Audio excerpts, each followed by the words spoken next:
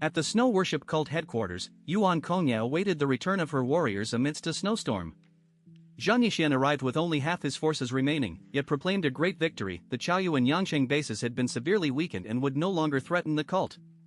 Though 2 priests, Lin Fei and Meng Ziyuan, had perished, Yuan Kongya declared they had not left but returned to the snow god's embrace, a dark light flickering in her eyes as she vowed to spread the cult's light across Tianhai City, then the nation, then the world.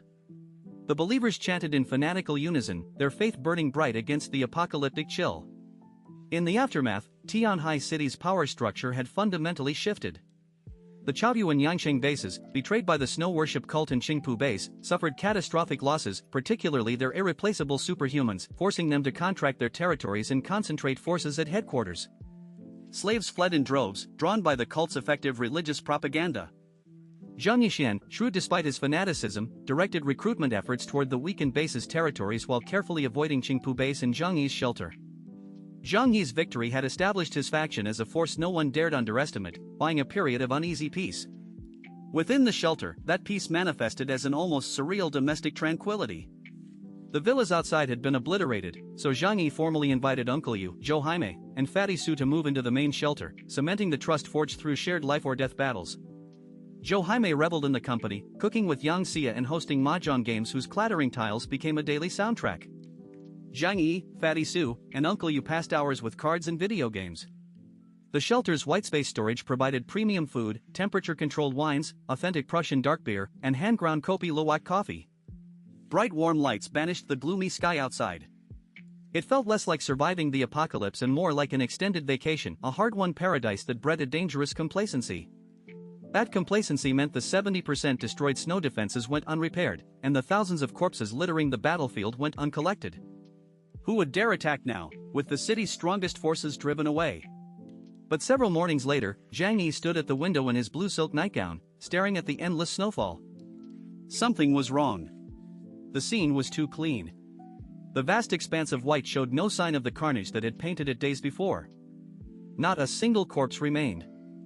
Thousands of bodies had simply vanished overnight, swallowed by the snow or something far more unsettling. Zhang Yi wakes with an inexplicable chill and discovers the battlefield outside Yuelu Manor shelter has been emptied of over 1,000 corpses that littered the ground after the Battle of 5 Armies.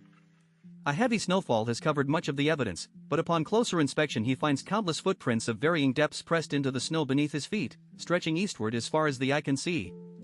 The realization strikes him with visceral horror: the dead did not vanish, they rose and marched away on their own. Even a veteran of countless life and death struggles feels his hair stand on end, sensing a cold, sinister presence watching from the shadows. He steadies himself, muttering that he has killed enough living men to fear no evil spirits, and follows the trail until unease forces him back to the shelter. Inside, Yang Xia and Zhou Jaime are cheerfully preparing a traditional breakfast of soy milk, steamed buns, and delicate side dishes, oblivious to the nightmare outside. Zhang Yi's combat attire and grim expression silence the room. He gathers everyone in the living room, instructs them to breathe deep, and delivers the news in a calm voice. The temperature in the room seems to plummet. Jokor, a staunch materialist, clings to his arm with a pale face, while Fatty Su swallows hard and half-jokingly asks if Zhang Yi hid the bodies as a prank. Zhang Yi's denial only deepens the dread. With perimeter cameras destroyed in the battle, there is no footage to review, and no vehicle tracks suggest a conventional cleanup. Zhang Yi suppresses his own fear, reasoning that in an era of mutation, reanimated corpses are no longer beyond belief. As the shelter's backbone, he must uncover the truth. He orders everyone to finish breakfast, then selects the key fighters to accompany him eastward along the footprint trail. The group moves out in full gear, leaving the warm lights and luxury of the main shelter behind. Xishan and Lujiang districts are their declared territory, and any anomaly this vast demands immediate investigation. The footprints stretch endlessly toward the horizon, a silent testament to an army of the dead on the march, and Zhang Yi leads his people into the white unknown to learn what force could command such a legion. The morning after the discovery that over 1,000 corpses from the Battle of 5 Armies had vanished, Zhang Yi assembled his core team Liang Yu, Fatty Su, Uncle Yu, and others to follow the dense trail of footprints leading east out of the breach. The wind and snow were heavy, tension high with the unspoken fear that they might encounter the dead moving on their own feet. After driving for several tens of minutes without the tracks fading or a single body in sight, the convoy halted at the abrupt end of the trail, a gaping, lightless maw in the snowfield radiating a predatory chill. Fatty Su shuddered at the thought of a zombie siege, but Zhang Yi calmly countered that frozen corpses could not walk normally, and the chaotic prince showed no sign of hopping, he privately hoped for mere zombies rather than an intelligence capable of commanding the dead.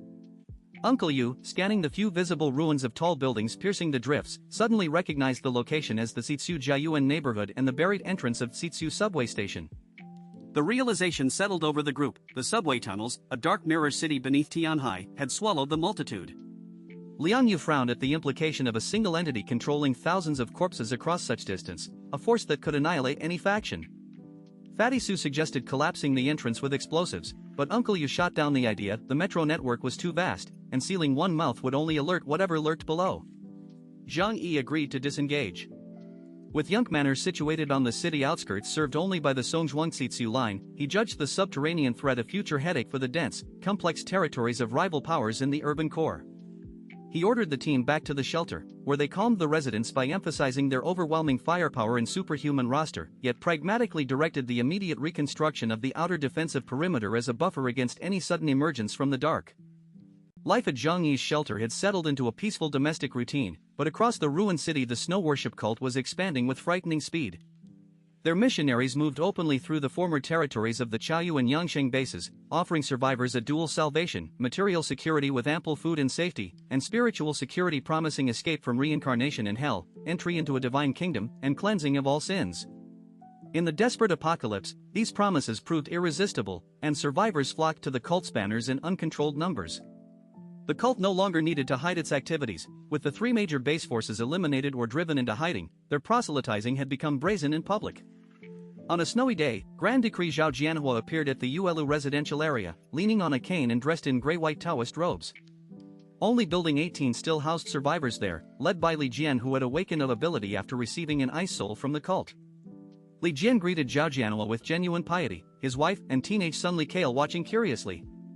The Grand Decree praised Li Jian's mastery of the bestowed power, then delivered unexpected news. The sect leader Yuan Kongya had taken personal notice of Li Jian and invited the entire building's population, over 50 people, to relocate to the cult's headquarters in Tianfeng district. There, they were promised a paradise where all followers lived together in mutual aid, building a utopia untouched by the apocalypse. Overwhelmed by the honor, Li Jian knelt in gratitude, and the group eagerly packed their belongings to follow Zhao Jianhua through the wind and snow. The journey ended at St. John's Cathedral, the former center of Christianity in Tianhai City, now occupied as the snow worship cult's headquarters. The cathedral grounds bustled with unprecedented prosperity. Priests and nuns maintained order while distributing food, clothing, and doctrine to a constant stream of newcomers. Li Jian noticed many people eating strange fruits larger than a fist, crystal clear yet radiating an eerie blood-red glow, though he thought little of it amid the joyous atmosphere. Upon arrival, an archdeacon separated Li Jian from his family, leading him to meet the high priest personally. Pushing open the church doors, Li Jian entered a space bathed in dim holy light, bright only around the altar where a woman in a white nun's robe stood with her back turned, apparently worshipping Jesus Christ on the cross. Sensing Li Jian's confusion, Zhao Jianhua coughed and explained that God is omnipresent and ever-changing, his image depending on the heart of the believer, so such details should not be questioned. Li Jian, a pragmatic man who felt gratitude toward the cult but held no true religious faith, immediately understood the reality. The cult had seized a Christian cathedral and, lacking their own idols, claimed a shared theological origin. He recognized the political expediency of the arrangement and chose silence, knowing some truths were better left unspoken.